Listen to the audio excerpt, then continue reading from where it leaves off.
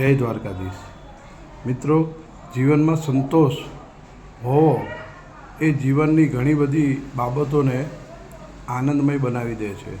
તમારી પાસે રહેલી સગવડો વ્યવસ્થાઓને તમે આનંદ અને ખુશી સાથે ભોગવી શકો છો।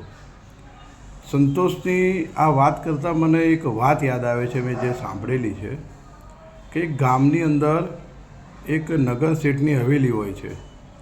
હવેલીની થોડી નજીક એક ઝૂંપડું હોય છે। ઝૂંપડામાં 8-10 જણનો એક પરિવાર રહેતો હોય છે। શેઠ અને શેઠાણી રોજ બપોરે જમીને અને સાંજે જમીને હવેલીના ઉપરના માળે ઝરૂખામાં રોજ બેસવા જાય। એ ઝરૂખામાંથી એ શેઠ શેઠાણીને આ ઝૂંપડામાં રહેતો પરિવાર એ ઝૂંપડુંને એમને દેખાતું હોય, એટલે રોજ એ લોકો એમની જે પ્રવૃત્તિ હોય એ જોતા હોય। એ એકદમ શાંતિપૂર્વક આનંદથી કામ કરતા હોય સૌનું, અને શાંત વાતાવરણ, એકદમ આરામથી બધું વ્યવસ્થા ગોઠવાતી હોય। રોજે રોજ આ પ્રવૃત્તિ ચાલતું હોય। એક દિવસ શેઠાણીના મનમાં કુતૂહલ પેદા થાય છે કે શેઠ, આ લોકો કેટલા સુખી અને સંતોષી છે। આપણે રોજ જોઈએ છીએ એ આનંદ ઉલ્લાસથી એ લોકો જીવન જીવે છે। એટલે શેઠે કહ્યું શેઠાણીને કે ભાઈ, એ લોકો હજુ 99 નથી આવ્યા। એટલે શેઠાણીને અચરજ થયું કે શેઠ, 99 એટલે શું? તો કે હું પછી તને કહીશ, એમ કહીને શેઠ શેઠાણી ઝરૂખેથી ઊભા થઈ જાય છે। શેઠ એમના કામે જતા રહે, શેઠાણી એમના કામે લાગી જાય છે। થોડા દિવસ થાય છે અને ફરી એ લોકો ઝરૂખે બેઠા હોય છે।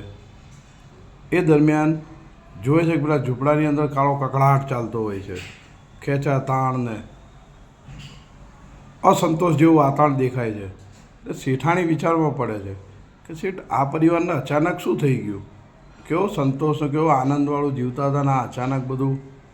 એટલે કે મેં તને કહ્યું હતું ને કે આ 99માં નહોતા, હવે આ 99માં આવી ગયા છે। એટલે શેઠાણી કહે, પણ તમે 99 શું એ તો કીધું નહીં। તો કે સાંભળ, આપણે જ્યારે વાત થઈ એના બીજા દિવસે હું ચૂપચાપ એક દિવસ એમના ઘરે જઈ અને 99 સોના મહોર મૂકી આવ્યો હતો। બીજા દિવસે એ પરિવારે જ્યારે 99 સોના મહોર મળી તો આનંદ એમનો ખૂબ વધી ગયો અને ખૂબ ખુશી થઈ એમને।